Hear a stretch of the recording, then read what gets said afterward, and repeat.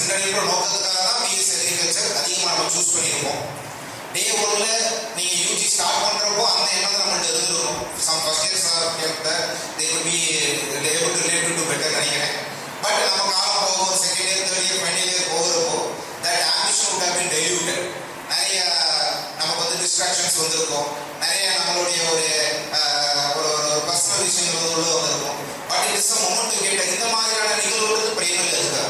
It is the moment to rekindle that particular file. இதுக்காக இந்த journey ஆரம்பிச்சோம். என்ன ஆம்பிஷனோட இந்த பர்டிகுலர் ஜேர்னி ஆரம்பிச்சோம். அந்த பர்டிகுலர் ஜேர்னியில இன்னும் நம்ம தெளிவாக பயணப்படுறதுக்கு ஒரு அந்த குறிக்கோள் அடையிறதுக்கு நம்ம என்ன பண்ண வேண்டியதாக இருக்கு, அதெல்லாம் தெரிஞ்சுக்கிறதுக்காக நம்ம வந்து கேதர் இருக்கும்.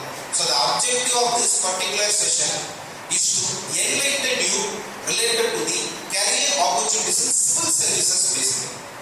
ஏன் சிவில் சர்வீசஸை பற்றி நம்ம தெரிஞ்சுக்க வேண்டியது இருக்கு அப்படின்னா, it is a very important medium in our country, both for the society, the government and also for the aspirants like us. ஏன் இதை வந்து ஒரு முக்கியமான ஒரு ஆப்பர்ச்சுனிட்டியாக உங்க முன்னாடி இருக்கிறாங்க. சின்ன வயசுல இருந்து கேள்விப்பட்டோம், நல்லா படிச்சு ஒரு கலெக்டர் ஆகும் அப்படின்ற இந்த மாதிரியான ஒரு சிந்தனைகள் ரொம்ப ஏர்லியஸ்ட் ஸ்டேஜ்ல நம்ம மைண்ட்ல வந்து விதைக்கப்பட்ட ஒன்றா கூட இருக்கிறோம். அது ஏன் அப்படி சொல்றாங்க, ஏன் வந்து நம்ம வந்து ஒரு குடிமை பணிகளுக்கு போய் சேர வேண்டியதை ரொம்ப சின்ன வயசுலேருந்து நம்மளுக்கு வந்து அதை வந்து கொண்டு போய் சேர்க்கிறாங்க. அதுலேயும் குறிப்பா ஐஏஎஸ் ஐபிஎஸ் மாதிரியான அதிகாரிகள் வந்து ஏன் வந்து நம்மளுக்கு வந்து ஒரு ரிப்பீட்டடான ஒரு ஒரு ஒரு எய்மா ஒரு ஆம்பிஷனாக நம்மளுக்கு வந்து கொண்டு வராங்கன்றத பற்றிலாம் நீங்கள் யோசிச்சு பார்க்கணும். Because today we live in a society where yes, there are many influential personalities around us. நம்மளை சுற்றி பல துறைகளில் ஆளுமை இருக்கக்கூடிய நிறைய அடையாளங்கள் இருக்கிற நிறைய நபர்கள் இருக்கிறாங்க.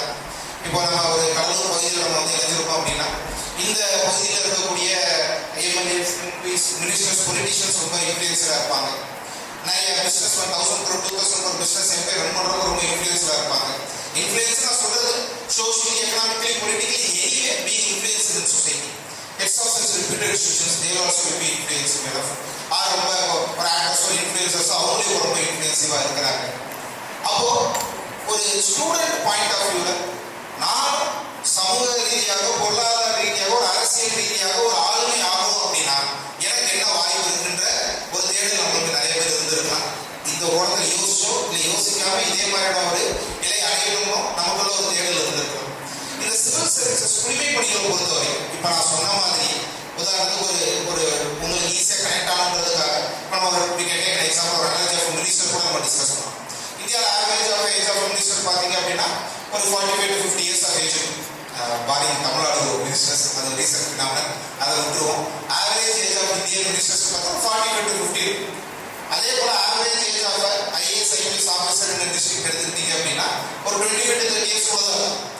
அப்போ வெறும் ஒரு 2 to 3 வருஷம் ரொம்ப டெடிகேட்டடா ஒரு எக்ஸாமினேஷன் ப்ராசஸ் ப்ரிப்பரேஷன் நம்ம டெடிகேட் பண்ணி ஸ்பெண்ட் பண்ணி நம்ம முயற்சித்தோம் அப்படின்னா இதர துறைகளில் ஒரு 20 to 30 ஆண்டுகள்ல நம்ம அடையக்கூடிய ஒரு நிலையை இந்த பாதையில இந்த ரீதியாக ஒரு 2 to 3 ஆண்டுகள் அடையக்கூடிய வாய்ப்பு இருக்கு.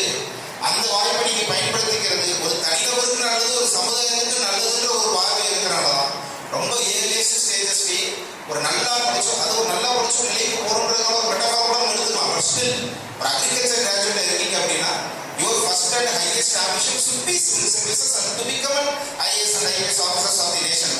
ஏன்னா நம்ம போய் அந்த வேலையில பொறுப்புல எடுத்துக்கலாம், அப்புறம் யாரும் எடுத்துக்கோ. அப்ப நம்மள இருந்து ஒரு ஆள் அங்க போறதுதான் நமக்கு நல்லது, இந்த நாட்டுக்கு நல்லது இல்லையா?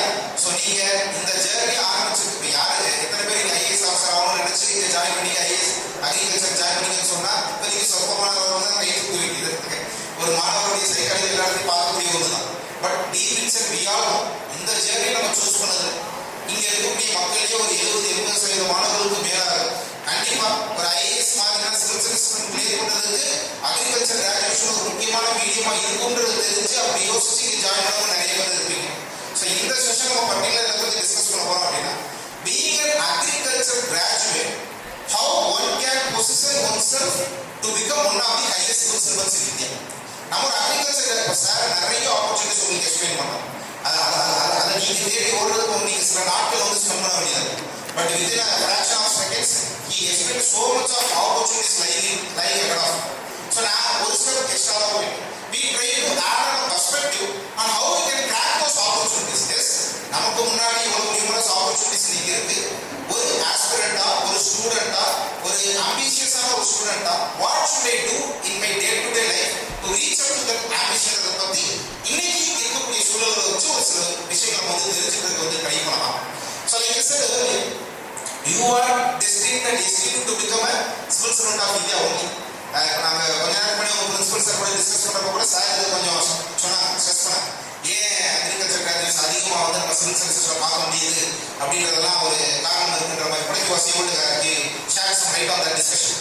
ஏன்னா இங்கே நீங்கள் படிக்கிறதுக்கு உதாரணத்துக்கு think this in the reverse aspect.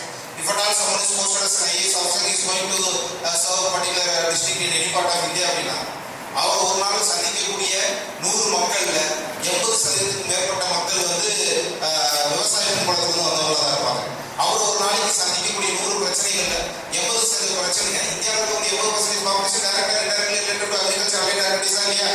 So directly or indirectly the discipline that you have chosen is sharing the major part of the governance. அப்ப இந்த துறையோட வல்லுநர்களாக நீங்க நேரடியாக மார்க் வைஸாகவோ இன்டைரக்டாக எக்ஸ்பீரியன்ஸ் வைஸாகவோ இந்த மாதிரி சர்வீசஸ்க்கு ரொம்ப சூட்டபிளா இருக்கக்கூடிய ஒரு கேண்டிடேட்ஸா இருக்கிறனால தான் அக்ரி படிச்சா ஐஏஎஸ் ஆகிறதுக்கான வாய்ப்புகள் அதிகம்ன்ற ஒரு பினாமினல் சொசைட்டியில கிரியேட் ஆகுது. நம்மளும் அந்த மாதிரி விஷயங்களை உள்ள வாங்கி தான் இந்த மாதிரி இடத்துக்கு வந்து சேர்ந்துருக்கிறோம். ஸோ கொஞ்சம் நேரம் ரீதிங் பண்ணிப்பார். You have started this journey with a particular destination in mind, but on course of the journey you might have diverted to elsewhere, but it is time to recourse your journey towards your particular destination. So yes, if at all you take up UPSC civil service examination to become your destination of the journey, நீங்க அந்த particular travel ரொம்ப சின்சியரா ரொம்ப டெடிகேட்டடா perceive பண்றப்போ அந்த இடத்தையும் உங்களால அடைய முடியும். இல்லைன்னா அந்த சின்சியர் ப்ரிப்பரேஷன் டெடிகேட்டட் எஃபர்ட்ஸுமே உங்களை இதர துறைகளில் ஒரு சாதனையாக மாற்றுறதுக்கான வாய்ப்பு இருக்கு. எதை வச்சு இதை சொல்லப்படுது அப்படின்னா you have to understand the process of the examination properly. Wherever we usually meet many college students and have an interaction with them related to civil service examination. எங்க போய் நாங்க மீட் பண்ணாலும் இந்த சிவில் சர்வீசஸ் ஒரு ஆசை இருக்கும், ஒரு ஆர்வம் இருக்கும். ஆனா அதுக்கான டே டு டே சிகிச்சை முயற்சியா மாணவர்கள் எடுக்காம இருக்கிறதுக்கு ஒரு 3 major hindrances every students have been used to face. Based on our interaction, students were able to find out. The 3 things that students generally face, aspirants generally face in pursuing of their journey towards civil services பார்த்தீங்க அப்படின்னா, ஒன்று the perception of difficulty. இந்த மாதிரியான தேர்வுகள் ரொம்ப கடினமானது, அப்படி நம்ம உட்காந்து படிச்சுக்கிட்டு அப்படின்னு சொல்லிட்டு அந்த perception of difficulty ஒரு முக்கியமான ஃபேக்டர் தேவை. இல்லை இது ஒரு கடினமான தேர்வா இல்லை அப்படி கடினம்ன்றக்க ஈஸின்னு சொல்ல வரல, என்னன்றதை நான் உங்களுக்கு சொல்றேன். இந்த டிஃபிகல்ட்டி ஃபேக்டர் பியாண்டா யோசிக்கிறவங்க இன்னும் 2 ஃபேக்டரை பற்றி யோசிக்கிறது. The accessibility factor. UPSC IAS IPS நம்ம ப்ரிப்பேர் பண்ற மாதிரி யூபிஎஸ்சி எக்ஸாம் ப்ரிப்பேர் பண்ணணும் அப்படின்னா ஒரு டெல்லியில போய் ப்ரிப்பேர் பண்ணணும், இல்லை குறைஞ்சபட்சம் சென்னையில போய் ப்ரிப்பேர் பண்ணணும். நான் இங்க ஒன்னாவது கம்பேரிட்டிவ்லி ஒரு ரிமோட்டஸ்ட் பார்ட்ல இருந்து நான் எப்படி ப்ரிப்பேர் பண்ண முடியும்னு சொல்லி அந்த அக்சசிபிலிட்டி ஃபேக்டர் ஒரு தனியாக கருதக்கூடிய நிறைய பேர் நம்ம. மூணாவது affordability factor. I come from a middle class background or lower middle class background. Yes, hard to say, but still இந்தியாவில் இன்னுமே எஜுகேஷன் ஹெல்த் மாதிரியான சர்வீசஸ் ஹை காஸ்ட் பே பண்ணாத ஹை குவாலிட்டி கிடைக்கக்கூடிய சூழல் இருக்கு. அது இப்போ இருக்கிறது மாறணும் கண்டிப்பாக. அது எல்லாருடைய நோக்கம் அதுதான். பட் இப்போ அதுதான் அதுதான் ரியல். அப்போ ஸ்டாண்டர்டான ஒரு Delhi Chennai level of UPSC coaching நான் எடுக்கணும் அப்படின்னா சில லேக்ஸ் வந்து தேவைப்படுது. அவ்வளோ வந்து காஸ்ட் ஆகுது. அப்போ என்னால் காலேஜும் படிச்சுட்டு என்னால் அதை நான் அவ்வளோ செலவு பண்ணி படிக்க முடியுமான்ற அஃபோர்டபிலிட்டி ஃபேக்டர். எல்லா நாங்கள் குறிப்பாக அக்ரிகல்ச்சர் காலேஜஸ் நாங்கள் போய் மீட் பண்ணுறப்ப எல்லாமே 100க்கு 80% மாணவர்கள் சிவில் சர்வீஸ் ப்ரிப்பேர் பண்ணக்கூடிய நோக்கத்தில் இருப்பாங்க. பட் இந்த 3 கேள்விகளுக்கு வெளியே தெரியாத ஒரு குழப்ப மனநிலையில் இருப்பாங்க. ஸோ இந்த செஷனில் கிடைக்கக்கூடிய இந்த ஒரு சின்ன time period I would like to spend little light on this particular area to give you some clarity on these factors. நீங்கள் நினைக்கக்கூடிய அளவுக்கு இந்த ஃபேக்டர்ஸ் அவ்வளோ ப்ராப்ளமேட்டிக் கிடையாது. இதெல்லாம் நம்மளால் கன்சீவ் பண்ணிக்கக்கூடிய பர்செப்ஷன்ஸ். ஏன்னா உழைப்பு போட வேண்டியது, அந்த உழைக்காமல் இருக்கிறது நம்ம என்னென்ன பதில் சொல்லணுமோ அதுக்கான கேள்விகளாக உருவாக்கி வச்சுட்டு தான் நம்ம வந்து தடைகள் கடந்துக்கிட்டு இருக்கோம். So in the small interaction area, I want to clarify a few things related to this particular hindrances that aspirant usually face. First of all, related to the difficulty government. Yes, the vacancies பத்தி பேசுறாங்க, எத்தனை பேர் complete பண்றாங்க, எத்தனை பேர் clear பண்றாங்க பத்தி பேசுறாங்க. It is one of the honest examinations in India. Yes, accepted. இந்தியாவில் விட்டுருங்க அல்லது honest difficulty ரொம்ப சப்ஜெக்ட். இப்போ உங்களுக்கு டிஃபிகல்ட்டாக இருக்கிற விஷயம் எனக்கு டிஃபிகல்ட்டாக இருக்கும். எனக்கு டிஃபிகல்ட்டாக இருக்கிற விஷயம் உங்களுக்கு டிஃபிகல்ட்டாக இருக்கணும் அவசியம் இல்லை. The term difficult is subject. இப்போ என்ன சொல்றது, ஈஸியெல்லாம் கிடையாது. The UPSC civil service examination conducted to recruit for IAS, IPS kind of services is deliberately made complicated in nature.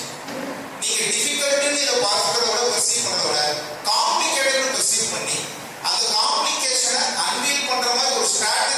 பண்ணி ப்ரிப்பேர் பண்ணா that difficulty can be counted. I am not speaking it illogically. நீங்க years of experience நீங்க வந்து experience எடுத்து வச்சுட்டு இதை approach பண்ணீங்கன்னா you will be able to understand what we are trying to portray here. So கஷ்டம்னு பார்த்தா எல்லாமே கஷ்டம் தான். உங்க செமஸ்டர் கூட கஷ்டம் தான். நமக்கு வந்து அக்ரிகல்ச்சர் முடிச்சு ஒரு பிஜிக்கு நீங்க நம்ம 2 கிளியர் பண்ணா that is also having its own difficulty. இல்ல ஒரு பிரைவேட் செக்டர் ஜாப் போறோம்னா it also has its own difficulty. அதே போல நம்ம ஒரு பிசினஸ் வெஞ்சர் ஆண்டர்பிரினர்ஷிப் ஸ்டார்ட் பண்றது it also has its own difficulty. நாம இன்னைக்கு இருக்கக்கூடிய growing populating worldல ஒரு கண்ட்ரோல் காம்படிஷன் இருக்கக்கூடிய சினாரியோல nothing is easy to us. அப்ப நீங்க உங்களுடைய லைஃபோட ஆம்பிஷனா உங்களுடைய கரியரோட பெர்ஸ்பெக்டிவ் டிஃபிகல்ட்டி ஃபேக்டர்னால ஃபார்ம் பண்றேன் இல்ல நான் வந்து ரிமூவ் பண்றேன் அப்படின்னு it's not an ideal way of decision making. Yes, multiple opportunities explore பண்ணனும் and you are grateful for your college management and organizing these kind of sessions. இந்த மாதிரி ஒவ்வொரு துறை சார்ந்த நிபுணர்களும் அவங்களுடைய கருத்துக்களை பதிவு செய்யும். உங்களுக்கு எல்லா துறைகளை பத்தி நிபுணர்களும் தெரியும். அதுல மோஸ்ட் உங்களுக்கு இது ப்ராப்ளம் அதை நீங்க சூஸ் பண்ணி இன்ஃபார்ம்ட் டெசிஷன் எடுக்கணும். அது சிறந்தது. பட் ஒரு இன்ஃபார்ம்ட் டெசிஷன் டிஃபிகல்ட் ஆஸ்பெக்ட் எடுக்க வேண்டியது கிடையாது. ஏன்னா சுலபமானது எப்பவுமே நல்லதா இருக்க வேண்டிய அவசியம் இல்லை. அது உங்களுடைய டே டு டே லைஃப் எக்ஸ்பீரியன்ஸ்லயுமே நம்ம வந்து பார்த்துருக்கோம். அப்போ டிஃபிகல்ட் இந்த எக்ஸாமினேஷன்ஸ் பார்க்கறத விட இந்த மாதிரி ஆப்பர்ச்சுனிட்டிஸ் சரி. Now you suggest me what is an easier way of getting a profession?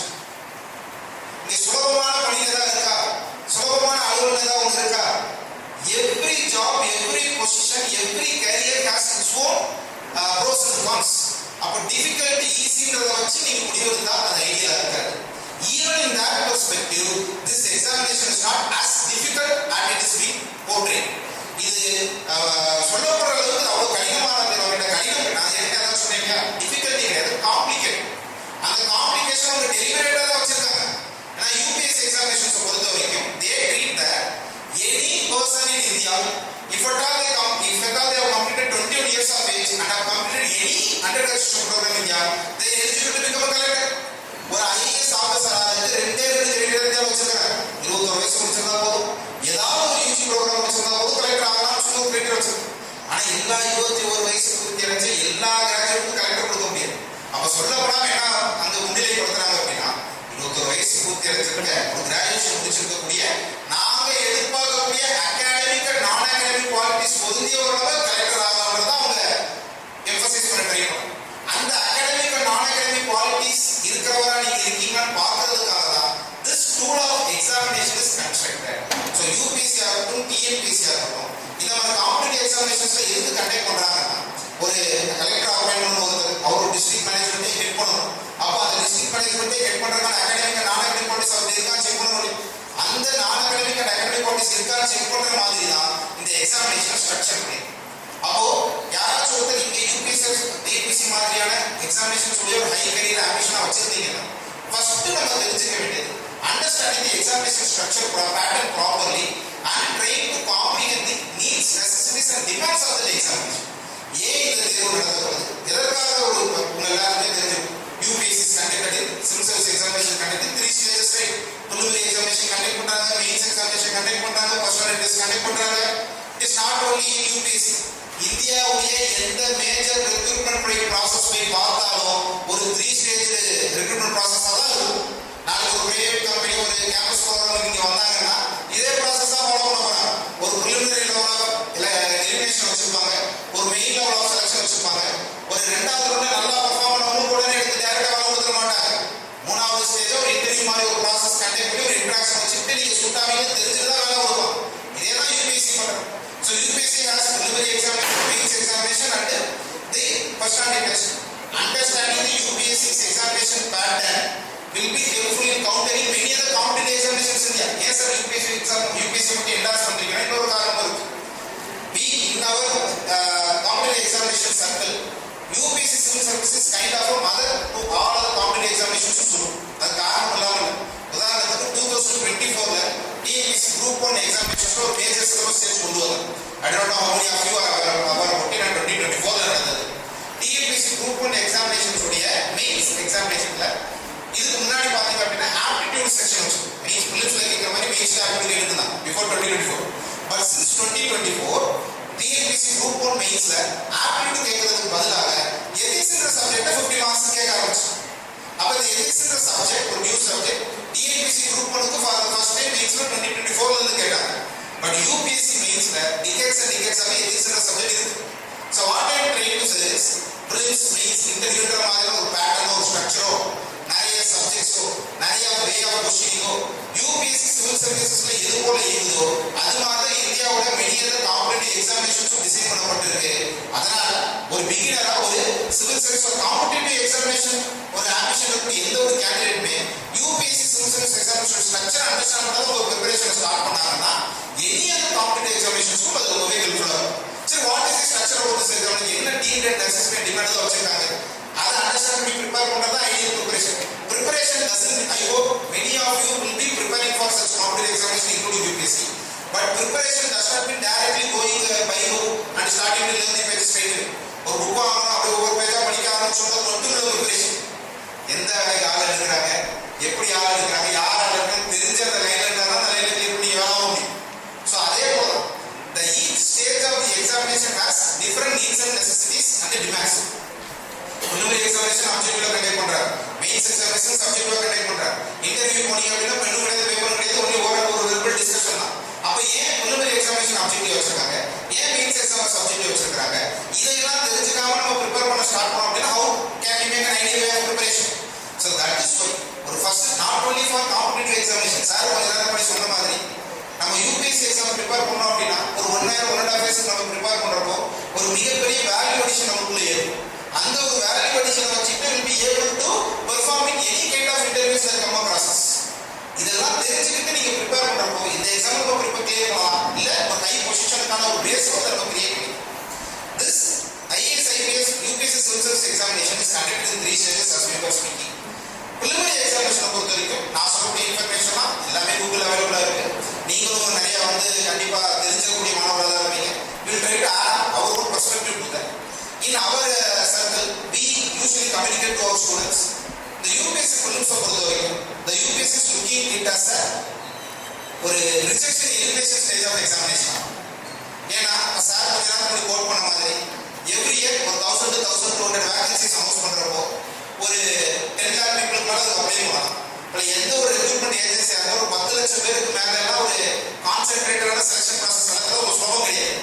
அப்ப யூபிஎஸ்சி என்ன பிளான் பண்றாங்கன்னா ஒரு என்ட்ரி லெவல் ஆஃப் எக்ஸாமினேஷன் வைப்போம். அந்த எக்ஸாமினேஷன் ஸ்டேஜோட பர்பஸ் என்னன்னா நீங்க மேக்ஸிமம் மார்க் ஸ்கோர் பண்ண வேண்டாம், ஒரு இன்டெலெக்சுவல் கெப்பாசிட்டி ஃபுல்லா அதை எக்ஸிக்யூட் பண்ண வேண்டாம். நான் சொல்லக்கூடிய பேசிக் கட் ஆஃப் மட்டும் அதில் கிராஸ் பண்ணிடுங்க, மெயின்ஸ் வந்துருங்க, மெயின்ஸ் நான் டீட்டெயிலாக அனலைஸ் பண்ணிக்கிறேன்னு சொல்லி ஒரு கால் இருக்கு. அதனால